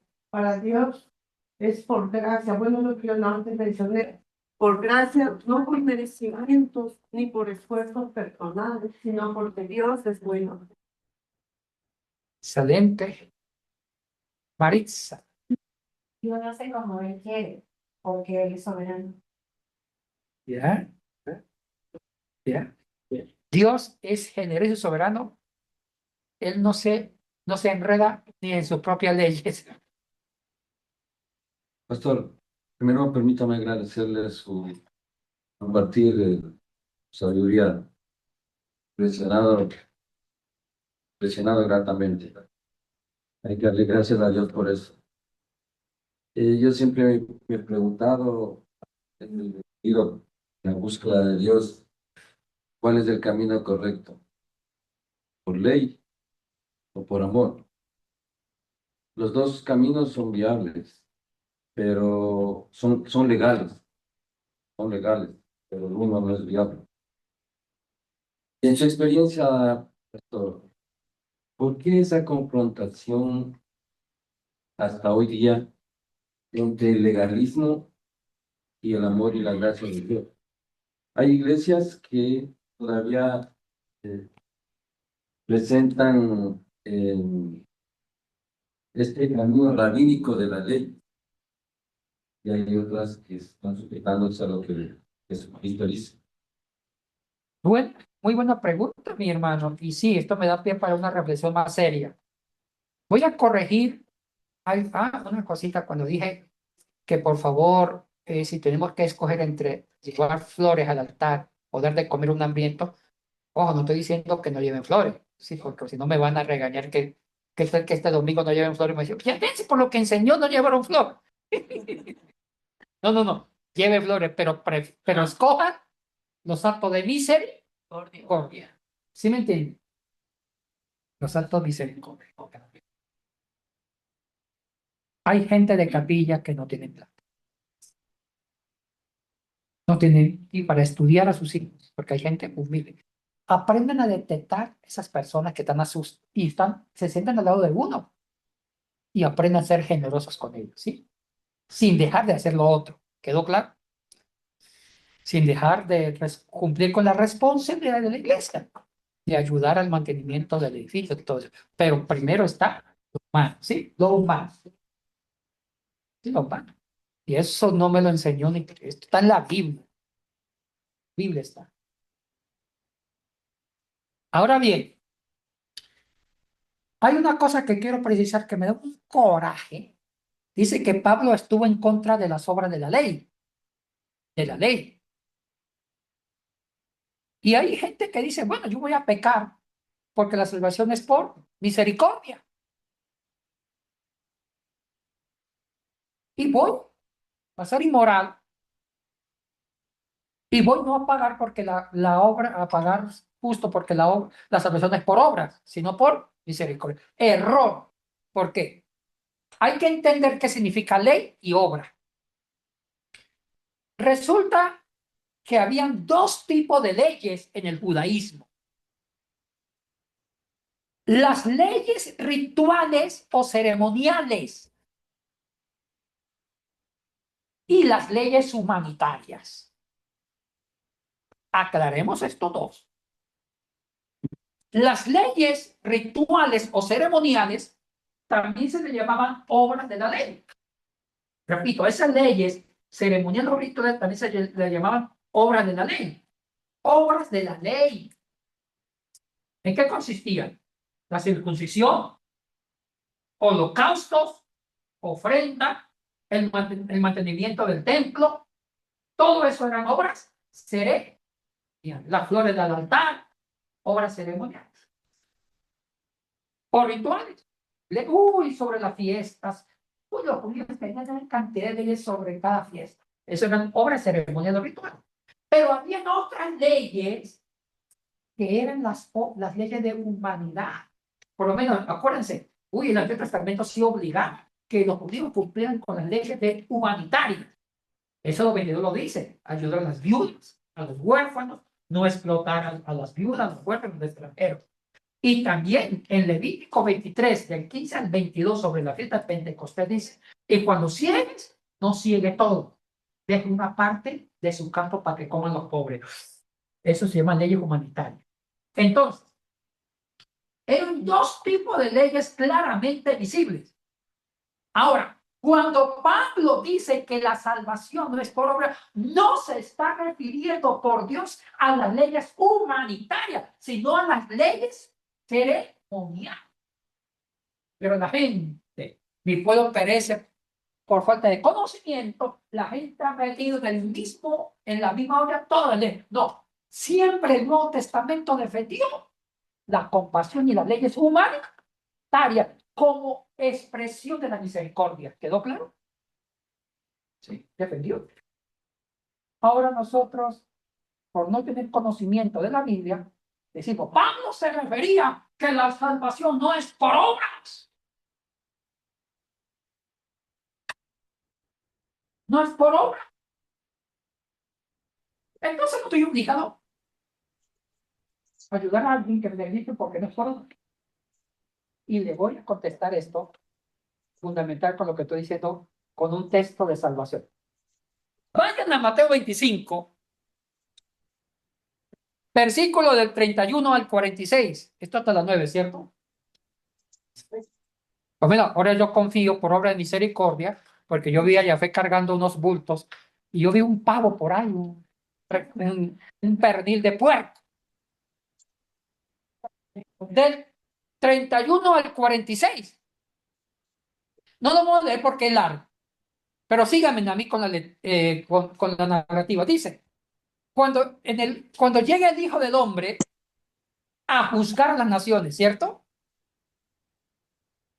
Hizo dos filas. A la derecha estaban las ovejitas y a la izquierda estaban los cabritos. ¿Qué le dijo a la derecha? Venid benditos, porque tuve hambre y me diste de comer. Fui forastero y me hospedaste. Estuve desnudo y me cubriste. Y sigue. Y ellos le dicen, pero Señor, ¿cuándo te vimos desnudo y hambriento?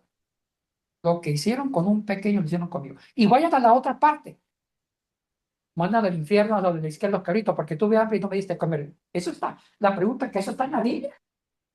Entonces, ¿cómo te explican ese texto? O sea que al final las leyes humanitarias juegan un papel muy importante. Ese texto me apoya en lo que yo estoy diciendo. Entonces, aclaramos. Es cierto, la salvación no es por obras, pero cuidado, Pablo no se estaba refiriendo a las leyes humanitarias, porque Pablo siempre en sus cartas mandaban a que se ayuden, que sean misericordiosos, que practiquen el amor sacrificado. Lo que Pablo está criticando es que la salvación no se daba por obras ceremoniales. ¿Por qué? Porque ellos hacían holocaustos para ser aceptos ante Dios. Sacrificaban animales derramando sangre para ser expiados. Entonces, para los judíos, las leyes rituales ceremoniales tenían un poder de justificación. Entonces, cuando Pablo critica la salvación por obra, cuidado, está criticando los ritos, la circuncisión. Nunca está criticando las leyes humanitarias. ¿Quedó clara esta aclaración, esta precisión? Porque a veces lanzamos que somos salvos por fe y no por obra. Entonces, Mateo 25, que se lo va a comer. En Mateo 25, 31 está. Que eso contó para las. Entonces, tenemos que leer toda la escritura y con mucho criterio. Es que las leyes humanitarias requieren una transformación del corazón. Excelente, hija mía. Lo digo muy bien. Y como lo dijo bien, concluyamos con esa parábola. Bueno, chicos, me voy a alimentar a Jafet. ¿O no? Ahorita. Hay una cosa que yo quiero hablar. Y me llama la atención ahorita que estábamos hablando acerca de la salvación. O sea, a mí me llama la atención cómo Jesús, al primero que le da la salvación por gracia, es al ladrón bueno que estaba a su lado. ¿De acuerdo? Eso me llama la atención porque, o sea, cómo en ese momento ya comienza una vida nueva para, o sea, para la humanidad, para el ser espiritual, en donde se encarna, o sea, no se encarna, sino que se toma a la parte espiritual en el arrepentimiento que tiene este buen ladrón en su vida, que para todos era lo mismo el malo con el bueno, pero en cambio el arrepentimiento de este hombre hace que Jesús tenga esa misericordia, el perdón. De acuerdo, mi hermana. Muy de acuerdo. Palabras sabias. Totalmente. Eso Bueno, me llama la atención con esta parábola, porque ahí da a entender los últimos, porque fue al último, él tenía 1 minuto prácticamente para seguir viviendo, no tenía más. Y en ese minuto tuvo esa transformación en su vida, en su corazón, para que Dios tenga misericordia de él. ¿De acuerdo? Bueno, chicos, fue para mí un grato placer estar con ustedes. Vamos al sándwich.